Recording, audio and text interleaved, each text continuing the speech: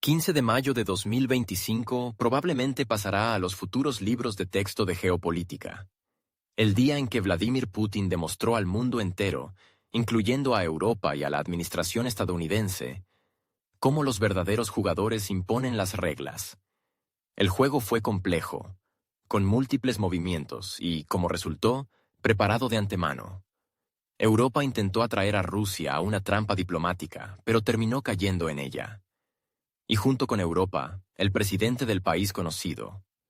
Todo comenzó de forma casi rutinaria, con una declaración que fácilmente pudo haberse perdido entre los comunicados habituales, pero que funcionó como una descarga geopolítica. Moscú anunció que estaba lista para negociaciones directas, no para consultas escalonadas, no para otro intercambio de declaraciones prefabricadas a través de corteses mediadores europeos, sino para una conversación real, con una parte concreta, sin intermediarios, sin condiciones, sin danzas diplomáticas sobre huesos. Sin todos esos pasos rituales a los que Bruselas ya está acostumbrada, sin propuestas de aceptar otro alto el fuego, que al final solo resulta cómodo para quienes desesperadamente necesitan una pausa para salvar su infraestructura militar. La formulación fue extremadamente directa. Lugar: Estambul. Fecha: 15 de mayo. Disponibilidad para discutir no el decorado, no los detalles secundarios, sino las raíces del conflicto, aquello que realmente llevó al choque de intereses. Esta presentación frontal tomó por sorpresa a los políticos europeos y estadounidenses. Nadie esperaba que Moscú no solo demostrara disposición a negociar, sino que tomara la iniciativa, definiendo de facto la agenda y el formato. No fue un desafío a duelo, sino una invitación a una conversación adulta, compleja, pero necesaria. Una conversación de la que nadie podrá desentenderse sin pagar un precio político. Ante la estrategia habitual de Occidente, hablar de la paz en tercera persona, actuar como mediadores, manipular emociones y colgar etiquetas, el paso de Moscú pareció girar el tablero. Un solo movimiento brusco y las piezas en el campo de ajedrez cambiaron de función. Ayer, las capitales europeas fingían ser árbitros colectivos, y hoy resultaron ser participantes a los que se les impuso la necesidad de apoyar el diálogo o rechazarlo abiertamente. Todo el decorado del intermediario civilizado se esfumó en un instante. El tono de la diplomacia cambió no en una semana, ni en un mes, sino en cuestión de minutos. Como resultado, quienes construyeron con tanto esmero la ilusión de tener el control del proceso, fueron repentinamente derribados de su pedestal. Todos los mantras sobre que Rusia no quiere comunicarse se derrumbaron de golpe. Todas las grandilocuentes declaraciones sobre estar listos para el compromiso, con las que la Unión Europea se llenaba la boca, dejaron de sonar creíbles. Porque si de verdad estás dispuesto a buscar la paz, ven a Estambul. Hora y lugar conocidos. Habrá delegación. Hablemos, sin espectáculo, sin flash mobs con pianos maquillados, en serio. ¿O acaso no quieren? En esas condiciones, negarse a participar en las negociaciones ya no puede presentarse como una decisión ponderada. Eso no es diplomacia. Eso es huida. Y cuanto más intentaba el Occidente maniobrar, más evidente se hacía su desconcierto. Europa, que durante tanto tiempo jugó el papel de voz de la razón, de pronto se quedó muda. Porque no le preguntaron, simplemente le propusieron reunirse y hablar directamente. Y Europa no estaba preparada para eso. Paradójicamente, fue precisamente en ese momento cuando se reveló lo esencial: el miedo a salir de la zona de confort, el miedo a enfrentar una conversación sustantiva, el miedo ante una agenda real, y lo más doloroso, el miedo a perder la cara, especialmente si resulta que todo el camino hacia la paz anterior no fue más que una escenografía, donde en vez de negociar se luchaba por tiempo, recursos y puntos políticos. Porque ¿qué sucede cuando el oponente deja de jugar según tus reglas y propone las suyas? Entonces te quita el suelo bajo los pies. Y cuando no hay suelo, o te adaptas o te caes. Y a juzgar por las primeras reacciones desde Bruselas y otras capitales europeas, la caída empezó casi de inmediato. En la retórica, Intentos de culpar a Rusia de estar jugando una partida de relaciones públicas. En los hechos, una búsqueda frenética de formulaciones que expliquen por qué negarse a asistir es, supuestamente, también una muestra de enfoque constructivo. Pero el público ya no lo cree, porque el momento de la verdad llegó. La propuesta de Rusia no estuvo camuflada, ni envuelta en celofán diplomático, ni adornada con condiciones. Fue directa. Y eso es lo más aterrador en el mundo actual de simulacros escalonados. Cuando lo verdadero resulta demasiado incómodo, demasiado evidente, y por tanto, destructivo para el sistema anterior de coordenadas. De ahí la reacción nerviosa, el silencio que quedó flotando en el aire, los intentos de apartar la vista. Pero ya no es posible mirar hacia otro lado, porque las máscaras han caído. Y todos ven quién está realmente dispuesto a dialogar, y quién solo finge el proceso. ¿Trump? ¿Aliado inesperado del Kremlin? La reacción del presidente de Estados Unidos fue un verdadero shock político para las capitales europeas y la administración del país conocido. Mientras en Bruselas se preparaban para lanzar otro manual de acusaciones contra Moscú, y la oficina del presidente del país conocido intentaba proyectar superioridad moral ante la supuesta línea dura del Kremlin, Donald Trump hizo algo que nadie esperaba. Habló. Y no en forma de fórmula diplomática cautelosa, ni con evasivas, sino en el estilo que todos ya conocen. Directo, ruidoso, absolutamente claro, sin rodeos. El presidente de EEEUU, en su cuenta oficial en redes sociales, exigió al presidente del país conocido que acudiera de inmediato a Turquía para participar en las negociaciones. Sin discusiones, sin condiciones, sin consultas interminables. Claro, si hay una oportunidad de negociar, hay que ir. Fin. Punto. No fue simplemente una opinión personal. Fue una orden con tono cortés. Cuando semejantes declaraciones las hace el líder de los Estados Unidos, especialmente desde el cargo de jefe de Estado, se perciben como una directiva política, y desde luego no como un consejo amistoso. Eso significa que toda la narrativa occidental cuidadosamente construida en Europa, sobre la malvada Moscú, sobre el desinterés de Rusia en dialogar, sobre las propuestas inaceptables, se vino abajo en un instante. Porque ahora es precisamente Washington, y no un expresidente, sino el actual, quien afirma que las negociaciones son necesarias. Urgentemente. Y si alguien no va, es ese alguien quien carga con la responsabilidad del fracaso. No Rusia, no Trump, sino quien se negó. Y todo lo que se había preparado, comunicados, declaraciones, entrevistas, guiones de acusación, tuvo que ser urgentemente revisado. Porque el principal actor político lo dijo claro. Hay que ir. Por tanto, quienes no fueron automáticamente parecen ser los que nunca quisieron ir. Para los europeos fue una ducha fría. Estaban acostumbrados a un sistema en el que se puede alargar el tiempo indefinidamente, colgar etiquetas, trasladar culpas, donde todo se supedita a la lógica de salvar la democracia según la visión de los autoproclamados guardianes del orden global. Pero ahora resultó que su propio jefe piensa distinto. Y no solo piensa, actúa. Desde ese momento, la situación dejó de ser un juego. Comenzó una cuenta regresiva real. Porque la declaración de Trump ya no es la postura de un político más. Es la postura de Estados Unidos. Y si ahora alguien intenta sabotear el proceso, no solo sabotea las negociaciones con Moscú, desafía directamente la decisión del presidente de Estados Unidos, lo que significa que socava la confianza de Washington.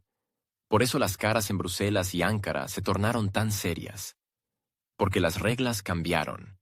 Y quienes durante tanto tiempo intentaron arrastrar a Rusia a una trampa, terminaron atrapados ellos mismos. No porque alguien los haya engañado, sino porque ahora rechazar la propuesta de Moscú equivale a oponerse a Washington. Sí, así es como luce la nueva realidad. Y en ella, Trump, presidente de Estados Unidos, no resultó ser un aliado inesperado del Kremlin, sino un aliado de la lógica. Un aliado de la paz, un aliado de un proceso constructivo, y no solo en palabras, sino en hechos. Y eso borra por completo la anterior arquitectura de presión. Porque ahora nadie puede decir que Rusia ignora. Al contrario, exige. Rusia está abierta. La pregunta es, ¿quién está en contra? Una pregunta de la que ya no se puede huir. Ni el país conocido, ni Europa, ni aquellos que tanto querían quedarse entre bastidores. Entendiendo que la postura de Rusia destruyó una escenografía mediática cuidadosamente construida, en el país conocido intentaron urgentemente retomar la iniciativa. Se puso en marcha un guión, escrito al estilo de una serie dramática, donde la dramaturgia es más importante que el contenido y el espectáculo sustituye al resultado. El presidente pronunció una declaración en la que supuestamente mostraba determinación. Estaba dispuesto a reunirse personalmente con Vladimir Putin. Solo con él. Y con nadie más. Es más, si Putin no venía, eso significaba que no quería la paz. Todo debía ser simple y llamativo. 2 líderes, 2 cámaras, una silla frente a una bandera turca y titulares ruidosos en las agencias internacionales. La apuesta, nuevamente, era por el efecto visual, no por el proceso de negociación en sí. Además, fue hecha con tanta prisa que ni siquiera hubo tiempo para revisar los protocolos básicos de la práctica diplomática, porque semejantes exigencias ultimátum, en la política internacional seria, no se perciben como una muestra de fuerza, sino como una muestra elemental de ausencia de herramientas políticas. Nadie, salvo quizá los productores televisivos, considera que una reunión personal entre líderes sea el primer paso hacia la paz. Al contrario, casi siempre es el punto final, un acto simbólico, consecuencia de un trabajo preparatorio largo, complejo y detallado entre delegaciones, juristas, militares y expertos. Pero en la lógica del país conocido todo funciona de otra forma. Allí la política hace tiempo se convirtió en performance. Y en ese contexto, las declaraciones del presidente fueron absolutamente coherentes. Él realmente actúa como alguien acostumbrado al escenario. Aunque no sea teatral, sino de club. Su trayectoria política no se construyó sobre procedimientos y documentos, sino sobre aplausos y narrativas. Y cuando uno no tiene nada más que una cámara y una camiseta negra con micrófono, solo queda repetir, si Putin no vino es porque no quiere la paz. El problema, sin embargo, es que del otro lado hace tiempo que nadie juega al espectáculo. Moscú, para ese momento, no solo había anunciado su disposición a negociar, sino que ya había enviado una delegación formada según todos los cánones de la diplomacia interestatal. Representantes del Ministerio de Asuntos Exteriores, del Ministerio de Defensa, del Consejo de Seguridad, del Estado Mayor General. Todos con mandato, todos con facultades, todos con conciencia de lo que está en juego. Y todos, no para una sesión de fotos, sino para trabajar. Eso es diplomacia. No cabezas parlantes, no emotivos videomensajes, no poses, sino la labor meticulosa de construir formulaciones, consensuar conceptos, redactar un proyecto de documento que después pueda ponerse sobre la mesa de los líderes. Eso fue precisamente lo que propuso Moscú, con claridad, calma y públicamente. ¿Quieren paz? Vengan. No empecemos con abrazos, sino con el texto. Redactemos, fijemos, discutamos. Y cuando haya un borrador de acuerdo entonces sí, nos reunimos al nivel de jefes de Estado. No por la foto, sino por la firma. Frente a esa línea profesional, aunque firme, la postura del país conocido empezó a parecer un intento de representar una telenovela en medio de una conferencia internacional. La escena de Putin tiene miedo si no vino parecía no solo ingenua, sino sospechosamente insostenible. Más aún considerando que toda la maquinaria diplomática y política rusa ya estaba en marcha. Delegación en Estambul. Mandatos firmados. Composición aprobada. Y del otro lado, un presidente con exigencias y una silla vacía frente a él. Evidentemente, en tales condiciones, Era imposible esperar que se tomara en serio esa puesta en escena. Todo el mundo observaba cómo una parte se preparaba para negociar y la otra para grabar. Y si en 2022 esas escenas aún provocaban simpatía o al menos interés, en 2025 ya parecían una copia desgastada de sí mismas. Una sobreactuación frente al rechazo al proceso real. Especialmente absurda resultó la comparación. Nosotros tenemos al presidente en persona y Rusia solo a un asesor. Como si una delegación diplomática y militar con mandato del jefe de Estado no fuera suficiente para iniciar negociaciones. Es más, justamente en ese formato empiezan todas las negociaciones reales. Los presidentes acuden cuando ya hay resultados, no para golpear juntos la mesa ni escribir notas al margen.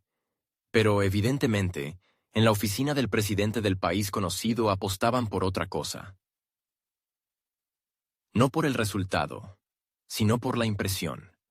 Si lograban mostrarse como líder valiente dispuesto al encuentro y a Putin como el que esquiva, se podía, al menos en parte, remontar el fracaso en la narrativa mediática.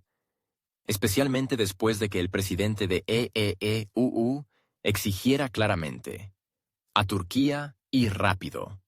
Había que crear con urgencia la ilusión de que la orden fue cumplida, que la disposición fue demostrada, que todo dependía de Moscú. Aunque en realidad no se había hecho nada, salvo una declaración y una foto en un pasillo. Frente a las acciones reales de la parte rusa, eso resultaba casi una parodia. Moscú no solo envió su delegación, sino que también informó públicamente que estaba dispuesta a discutir no formalidades, sino las causas profundas. No otro receso de un mes que permitiera al oponente rearmarse y culpar a Rusia por una nueva escalada. A cambio, un guión publicitario que retrata el conflicto como una ofensa personal, no como resultado de procesos geopolíticos. Donde todo el sentido del proceso de paz se reduce a quién llega primero al foro, y quién grita más fuerte: «Yo estaba listo». Particular desconcierto provocó el contraste entre el tono de las declaraciones y las acciones. Moscú lanza una propuesta, tranquila, coherente, conforme a la práctica internacional. El otro lado reacciona con publicaciones en redes sociales y gestos al estilo «sabemos lo que pasa». Tal vez ya no se trate de una estrategia, sino de un estilo de supervivencia ante un sistema colapsado, un estilo donde las acciones se reemplazan por discursos, la responsabilidad por emociones y las negociaciones por imágenes. La imposibilidad de salir de ese círculo vicioso se hizo especialmente evidente cuando la delegación del país conocido no apareció, ni a las 10 de la mañana, ni a la 1:30, ni en la tarde señalada. Ninguna explicación oficial, ningún trabajo coordinado. Solo comentaristas en estudios de televisión y acusaciones indirectas de que no eran las personas correctas las que llegaron desde Moscú. Aunque precisamente esas personas eran las portadoras de los mandatos. No del show, sino de la sustancia. Todo esto consolidó la reputación de la oficina del presidente del país, conocido como un teatro político que todavía representa una obra con guión de hace 3 años. Aunque el público ya se ha ido, el escenario está en ruinas y los decorados se caen. La imitación de actividad se convirtió no solo en una costumbre, sino en la forma principal de existencia. Cuando no hay acciones reales, pero sí un constante deseo de crear la ilusión de intensa vida diplomática. Grabaciones, frases, ultimátums, titulares, todo, menos trabajo real. Mientras tanto, la otra parte no participaba en esa representación. Jugaba con sus propias reglas, sin afiches, pero con documentos firmados. Sin mensajes en video, pero con una delegación que llegó a la hora señalada. Sin chantajes, pero con disposición a discutir lo esencial. Y en ese contexto, todo el espectáculo comenzó a derrumbarse. Porque cuando una parte finge que todo va bien y la otra actúa en serio, el efecto de la actuación se desvanece rápidamente. Especialmente si el público ya ha visto todo eso antes. Especialmente si lo que está en juego ya supera cualquier ciclo de relaciones públicas.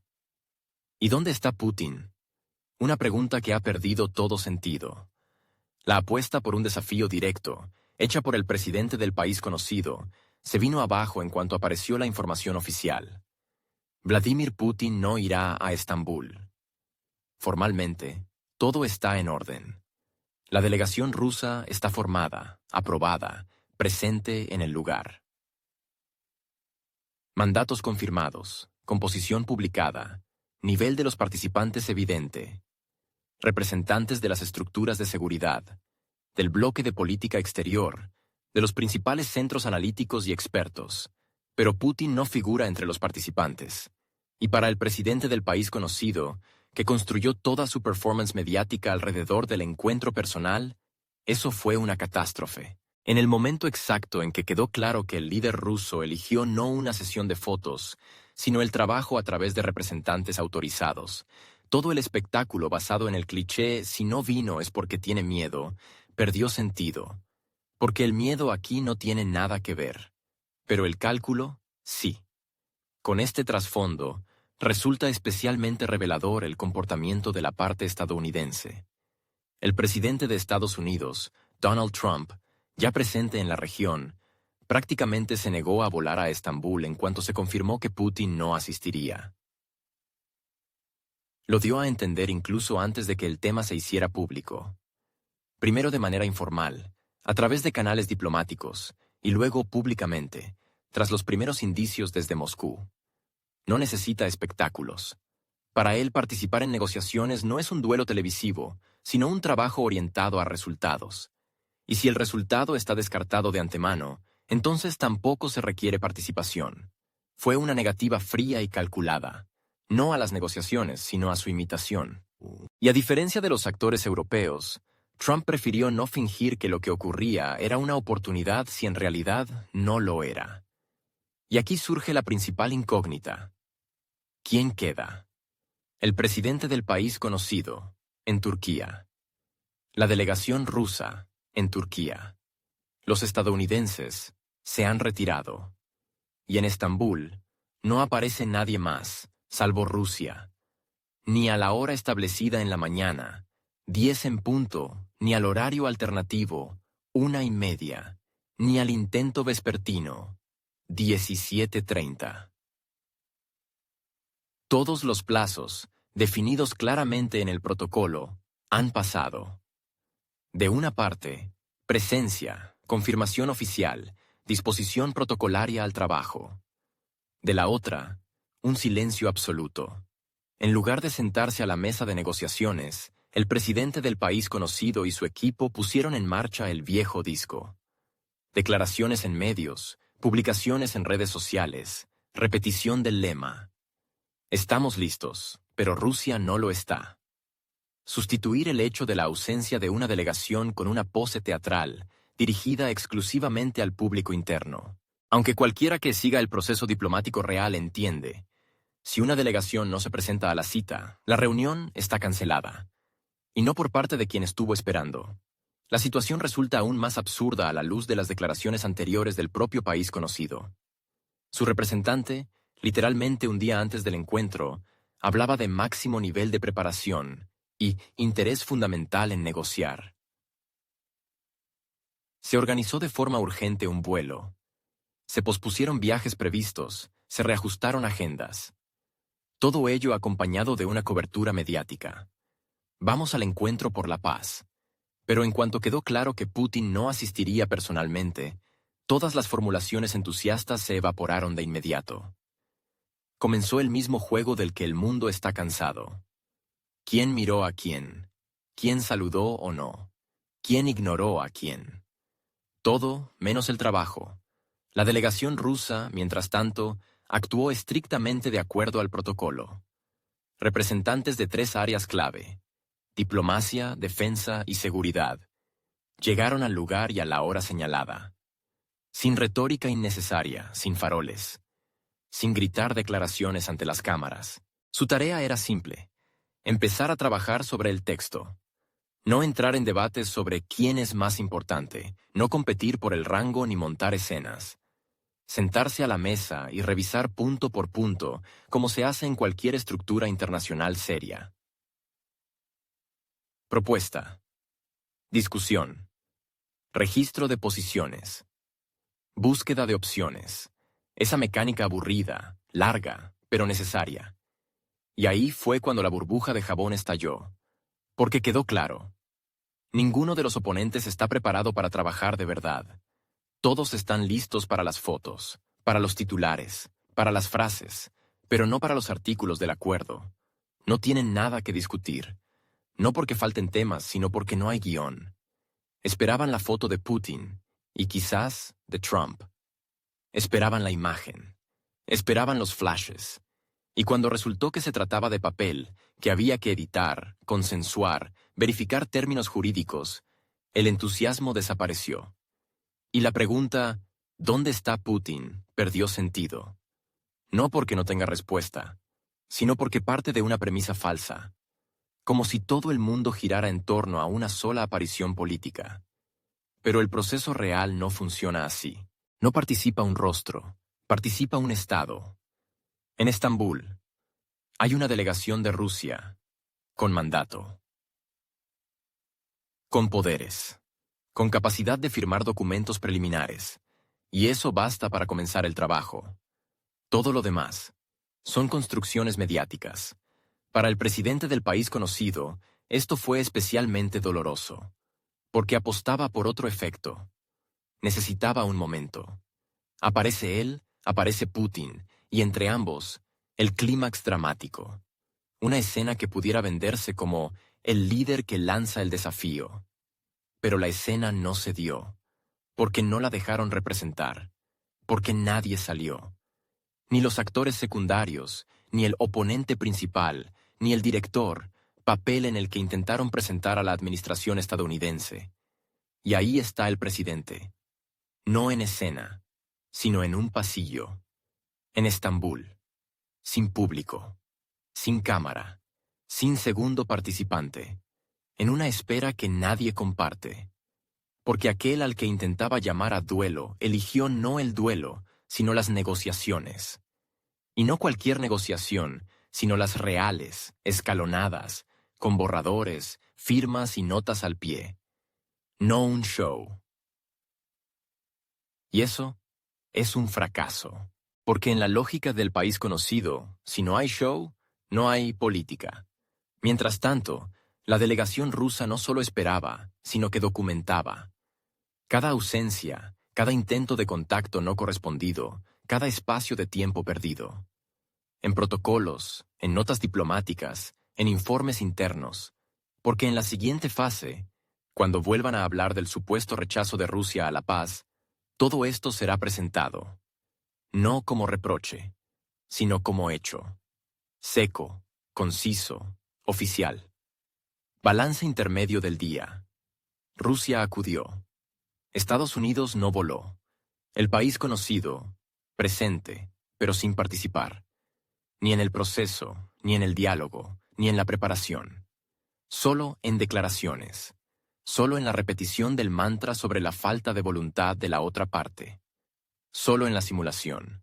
Porque ese día, simulación y realidad estuvieron por primera vez en el mismo espacio, pero en esquinas distintas. Y entre ambas quedó el vacío.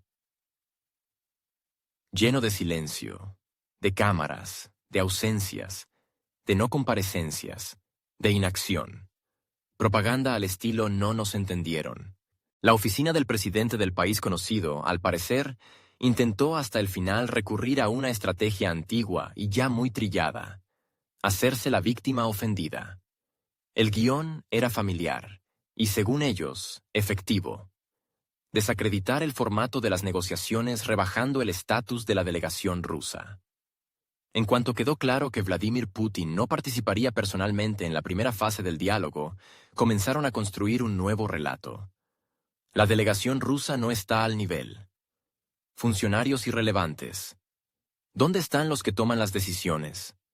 Una retórica destinada a desviar el foco de las propuestas y centrarlo en la envoltura. Se utilizaron los trucos conocidos. A través de los medios se difundieron juicios sobre la falta de rango, la asimetría diplomática, la inaceptable desigualdad de los participantes. El conflicto inventado sobre la forma debía encubrir la falta de disposición a hablar del fondo. porque si se lograba convencer al menos a parte de los observadores de que Moscú no acudió en serio, se podría intentar justificar su propia ausencia, física, jurídica, sustancial. Y ese era precisamente el objetivo central. Por un lado, el presidente, que llegó a Turquía en medio de una atención global, con declaraciones grandilocuentes sobre su disposición personal al encuentro. Por el otro, la delegación rusa, sin Putin, pero con una estructura clara y respaldada documentalmente. Y aquí entró en escena el truco favorito del actor que llega a un ensayo cerrado. Ah, yo vine, pero mi compañero no apareció. Ignorando, por supuesto, el hecho de que el compañero no está obligado a ensayar en escena. Puede enviar a su equipo profesional que preparará todo con antelación. Y después, cuando haya algo que firmar, él también vendrá. En realidad, la delegación rusa no solo era oficial. Era una extensión directa de la vertical soberana. Con un mandato formal, emitido tras una reunión con la participación del presidente, el Consejo de Seguridad, el Estado Mayor General, el Ministerio de Defensa, el Ministerio de Asuntos Exteriores y otras instituciones clave. Es decir, la presencia de la delegación en las negociaciones de Estambul no fue una mera cortesía. Fue la expresión directa de la voluntad del jefe de Estado. Cada miembro del grupo acudió no solo como portador de un cargo, sino como portador de un encargo político. Y cuando desde la parte contraria intentaron deslegitimar esa presencia centrándose en la desigualdad de rango, quedó claro. No les quedaban más argumentos. A ojos del público que sigue el proceso, tales intentos resultaban especialmente falsos, porque en el mundo actual, cualquiera puede comparar la composición de las delegaciones, leer las declaraciones oficiales, ver quién ha llegado, con qué facultades, en qué plazos y bajo qué condiciones. Y si una parte juega al yo esperaba al rey y me enviaron a un caballero, mientras la otra publica abiertamente la composición, el rango, el protocolo, el reglamento y los documentos adjuntos, se vuelve evidente quién está realmente dispuesto a hablar. La retórica de la oficina del presidente del país conocido intentó construir una narrativa emocional. Salimos al ring, pero el oponente no apareció. Pero el problema es que el ring sí estaba. Y el oponente también. Solo que no vestido para un show, sino como negociador. Con libretas, mandatos y tablas técnicas. Y cuando, en lugar de entrar al diálogo, una parte empieza a cuestionar si su interlocutor es lo suficientemente famoso, eso deja de ser diplomacia para convertirse en una demostración de falta de profesionalismo. Esto resultaba especialmente extraño a la luz de los detalles ya conocidos. La delegación rusa no fue simplemente designada formalmente. Su formación tuvo lugar en el marco de una reunión de alto nivel en la que participaron todas las autoridades militares y diplomáticas del país. Y si seguimos los principios de la práctica internacional seria, precisamente este formato es signo de una preparación estructurada para negociar. Esto significa que cada miembro de la delegación no solo conoce su área de responsabilidad, sino que tiene una línea directa de retroalimentación con la cúpula del poder. En otras palabras, en la mesa no estaban simplemente personas, sino una estructura vinculada al presidente, autorizada para tomar decisiones en su nombre dentro del mandato establecido. Todo esto se hizo de forma abierta, transparente, pública. Rusia no ocultó ni la composición, ni los objetivos, ni los parámetros de las conversaciones. No intentó encubrir la agenda, ni restringió contactos. Simplemente llegó a la hora acordada y ocupó su lugar. Y ahí comenzó lo extraño. En lugar de ocupar la segunda silla, la otra parte empezó a preguntar quién se sentaba en la primera. Fue un intento de sustituir el diálogo por ruido. No de contenido, sino de forma. No sobre el fondo, sino sobre el envoltorio. ¿Dónde está Putin? La gran pregunta llevada a la superficie ignoraba la esencia del proceso. Sustituía el análisis real por dramatismo barato. Y en cuanto quedó claro que nadie iba a interpretar esa obra, en el cuartel del presidente del país conocido comenzó la prisa. Comentarios urgentes, discursos reescritos, llamadas a medios leales que estarían dispuestos a repetir la idea de que, Los interlocutores no están a la altura. Pero el público ya no es el mismo, especialmente aquel que no observa esto desde el sofá del talk show, sino desde centros de análisis, embajadas, estados mayores y salas de situación. Allí hace tiempo que saben. La diplomacia real no necesita luces brillantes. Se construye con pasos concretos, con documentos, con autorizaciones. Y si una parte viene a trabajar y la otra a simular malentendidos, eso ya no funciona. El intento de presentar a la delegación rusa como inadecuada fracasó incluso en el plano informativo, porque apenas unas horas después de los primeros ataques quedó claro. Cada miembro de la delegación era un representante activo de un eslabón clave del poder estatal. La vertical diplomática, el mando militar, estructuras analíticas, el aparato del Consejo de Seguridad.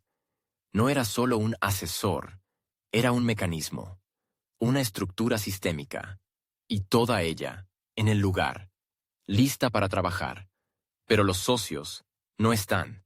Entonces comenzó la siguiente fase. No nos entendieron. Una táctica típica para intentar darle la vuelta a la situación. Fingir que las expectativas eran otras, que se necesita más tiempo, que vinimos, pero no se nos habla de igual a igual. Eso ya no es diplomacia. Es relaciones públicas al estilo nos esforzamos, pero el mundo no está preparado. Frases bien conocidas por otros conflictos, donde la simulación de negociaciones se usa para ganar tiempo y crear la ilusión de iniciativa. Y todo esto, mientras el oponente está sentado en la sala de negociaciones, y tú, en el vestíbulo con los periodistas. Ahí residía el gran absurdo de las últimas horas. Rusia, dentro del proceso. Los oponentes, fuera, pero afirmando saber más sobre el proceso que quienes están dentro. Como si el mero hecho de estar presente ya no fuera argumento. Como si lo importante no fuera estar, sino parecer. Como si el mundo aún respondiera a explosiones emocionales y no a acciones concretas. Y fue en ese momento que quedó totalmente claro que la apuesta no era por el resultado, sino por la mímica, por la imagen, por la frase, por la excusa para justificar por qué no se participa, en lugar de simplemente participar. Precisamente esa conversión de una vía real de negociación en un espectáculo con guión variable y actores suplentes fue el mayor fracaso del país conocido.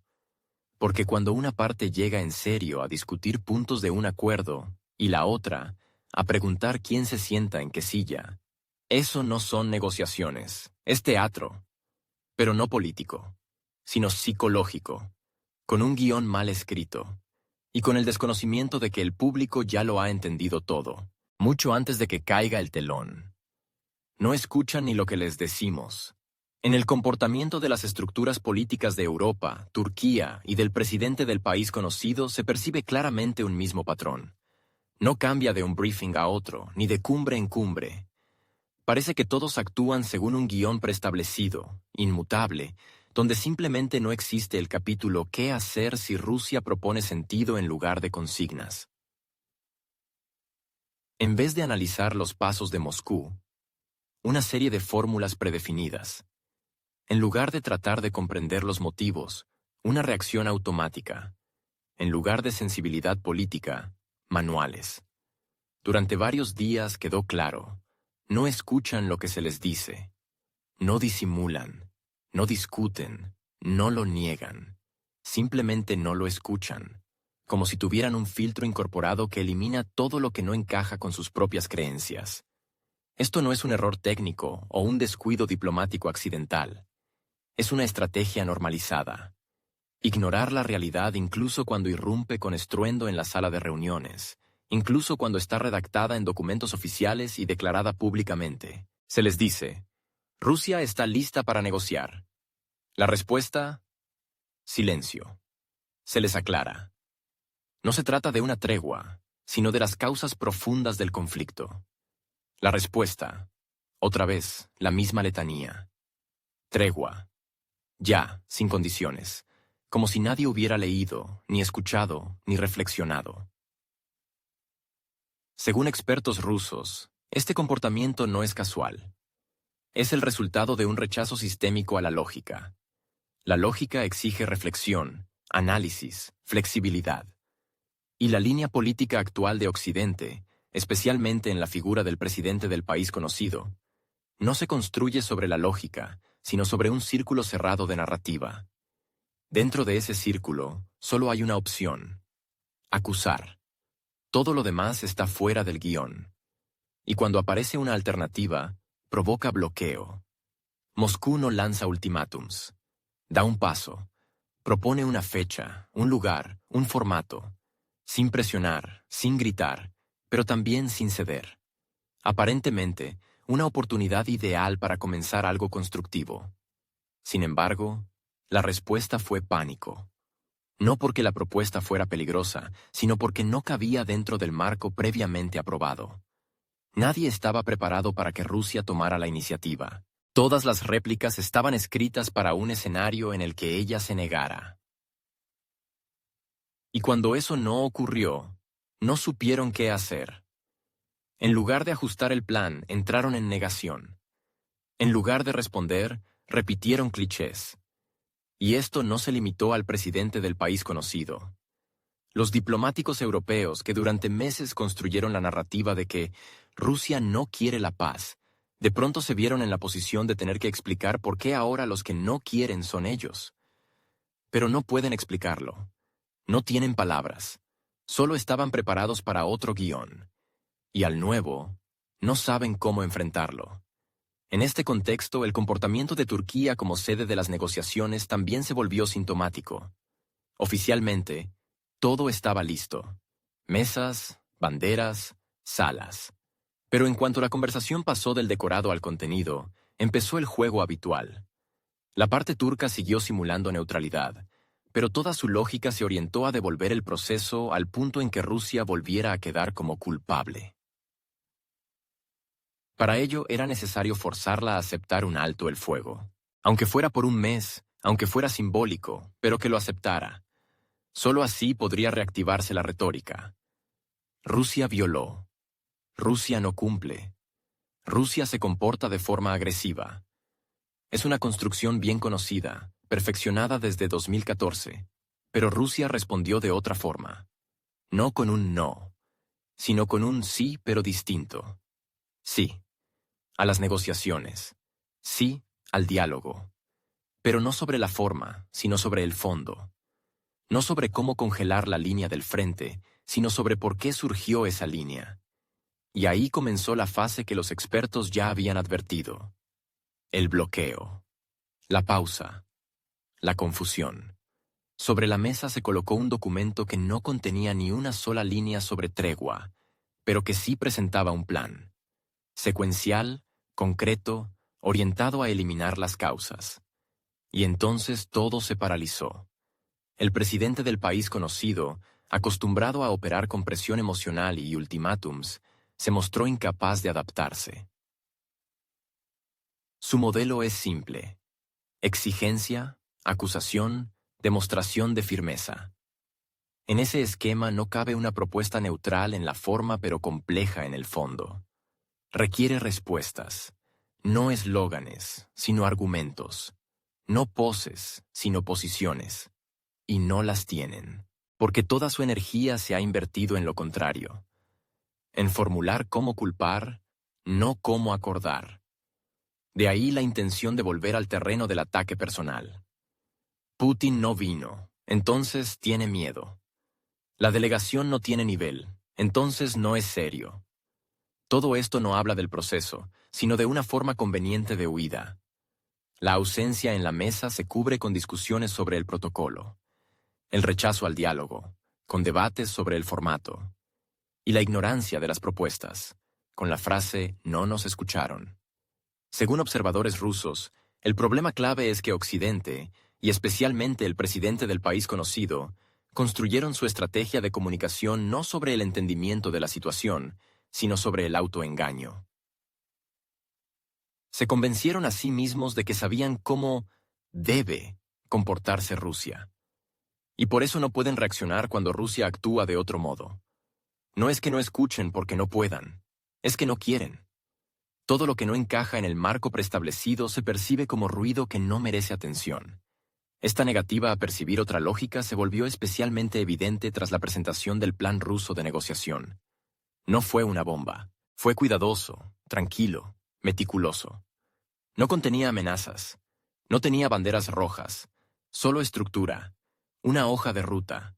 Condiciones bajo las cuales sería posible avanzar hacia una paz duradera. Pero ninguna de las propuestas recibió respuesta. No hubo contraplano. No hubo observaciones. Ni siquiera una reacción oficial. Solo una pausa. Primero mediática. Luego política. Y finalmente, institucional. Se tuvo la impresión de que en la oficina del presidente del país conocido decidieron pedir un tiempo muerto. Para entender cómo explicarle al público qué es lo que está mal. Porque aceptar significa reconocer que se habían equivocado. Y rechazar significa admitir que Rusia no solo propuso, sino que lo hizo mejor. Por eso comenzó una nueva ola de declaraciones. Que la delegación rusa no está a la altura. Que el formato es inaceptable. Que la iniciativa es unilateral. Eso ya no es diplomacia. Es puro mecanismo de defensa de imagen, cuando perder la cara es más temido que perder el tiempo. Los analistas rusos subrayan que ni siquiera se trata de ideología. Es pura inercia. No están preparados para cambiar.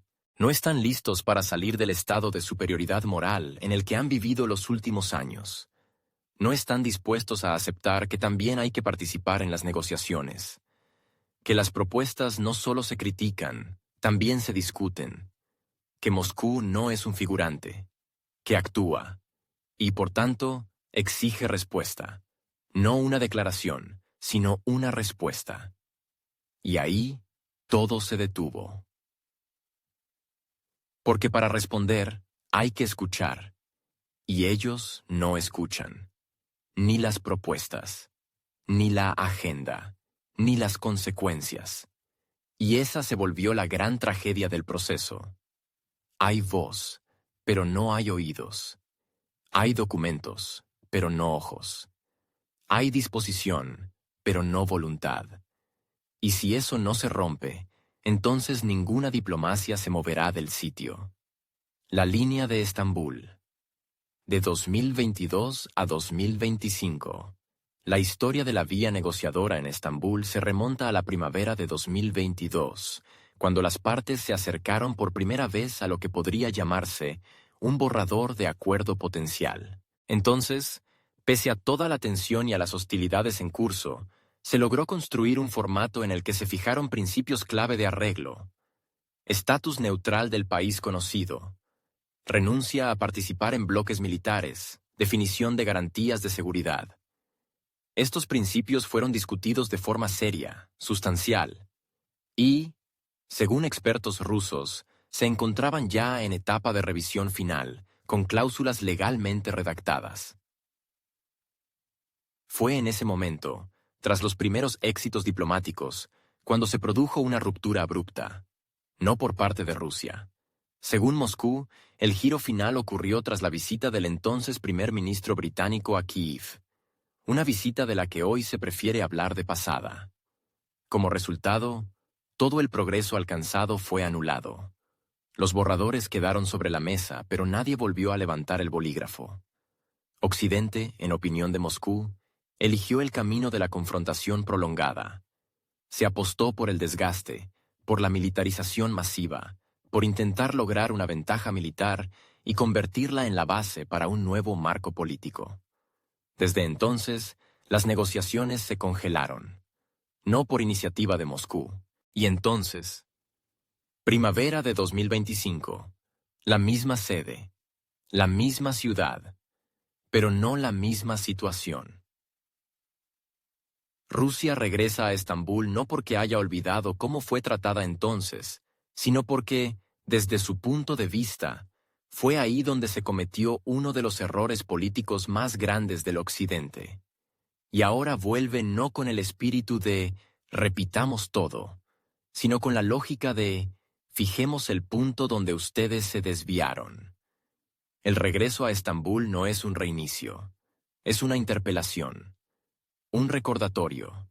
Aquí estaban los documentos. Aquí estábamos listos para firmar. Aquí ustedes se dieron la vuelta y se marcharon. Sin explicaciones, pero con tanques. Ahí radica la fuerza simbólica del momento. Rusia vuelve al lugar donde el proceso fue interrumpido, pero ya no como una de las partes que busca compromiso, sino como la parte que, en estos 3 años, ha acumulado resultados. En el terreno, en la economía, en la política. Ha consolidado el control sobre nuevos territorios. Ha reestructurado su logística. Ha superado golpes de sanciones. Ha realizado reformas estructurales en el ámbito de la defensa.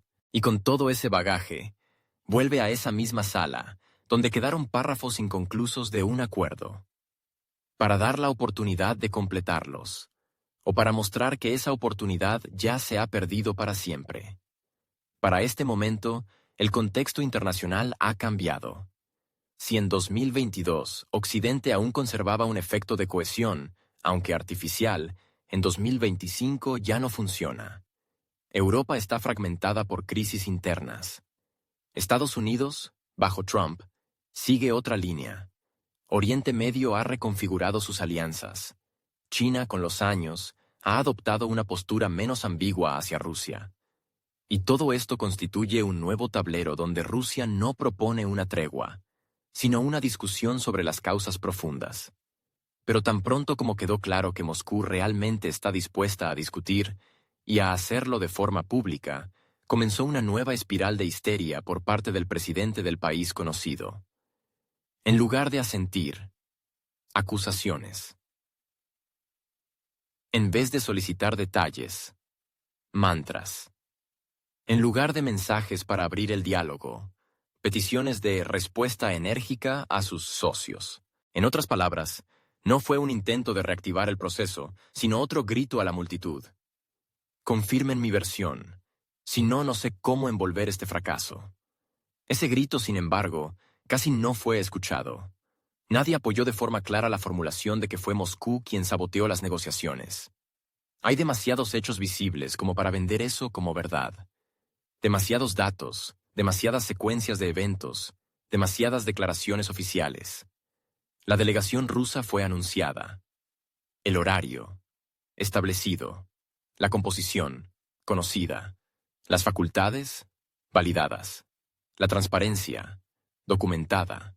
Del otro lado, una sola persona, un monólogo, un gesto de desesperación. El problema del presidente del país conocido fue que llegó a Turquía con un guión ya escrito. Todo era sencillo. Él llega Putin, se cruzan frente a las cámaras, él lanza una frase impactante y regresa como vencedor ante su audiencia fiel. Todo estaba calculado en función de que Putin no asistiría. Y entonces, gritar que Rusia tiene miedo. Pero en vez de eso, Moscú actuó racionalmente. Envió una delegación, profesional, con poderes, y con eso se quitó las acusaciones de encima. Y entonces comenzó la ruptura del relato. Porque explicar al público por qué no hay negociaciones se volvió difícil. ¿La delegación está presente? Sí. ¿Tiene facultades? Sí. ¿El formato está respetado? Sí. ¿Y ustedes dónde están? ¿Dónde está su representante? ¿Por qué no se sentaron a la mesa? Para esas preguntas no hubo respuesta. Entonces se recurrió a la fórmula ya conocida. Llamen a los socios. No a los que hablarán, sino a los que repetirán. Que confirmen que Rusia otra vez lo arruinó. Que amplifiquen el mensaje. Pero los socios no acudieron, ni con su voz, ni con su presencia.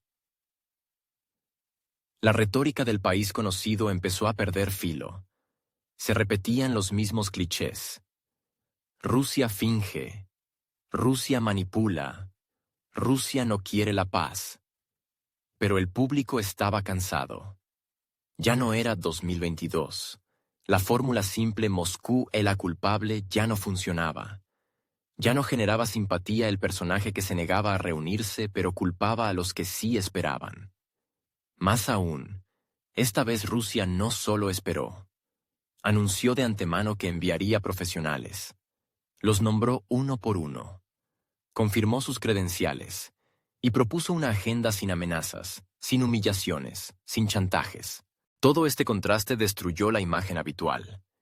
Las negociaciones no se celebraron, pero no porque una parte no se presentara, sino porque la otra no fue capaz de aceptar el diálogo fuera de sus esquemas memorizados.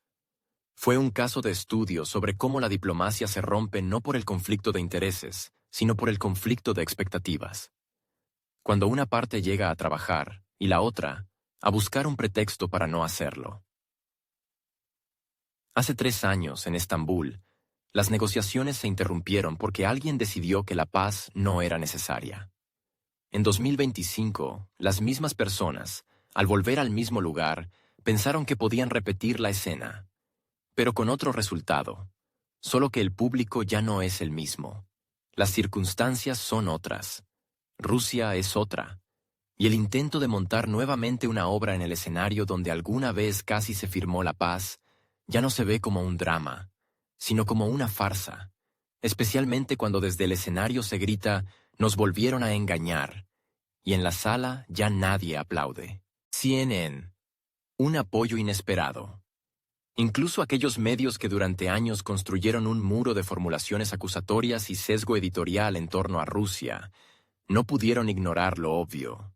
La situación en Estambul fue tan nítida que ignorarla habría significado desacreditar el propio oficio periodístico.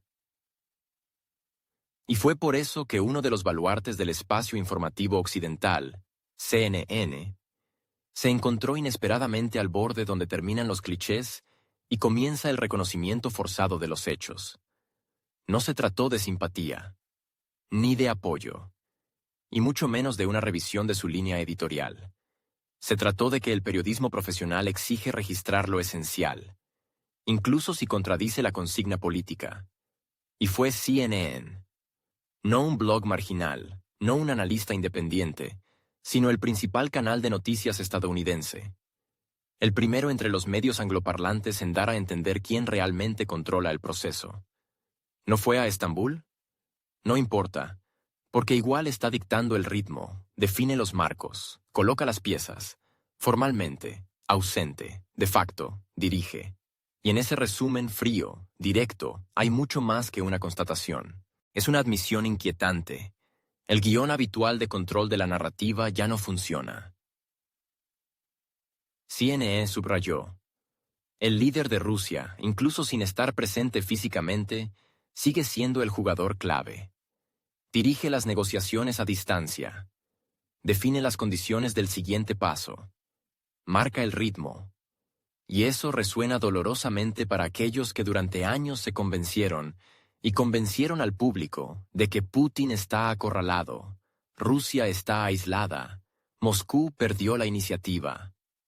El caso Estambul se convirtió en el reverso de esa historia.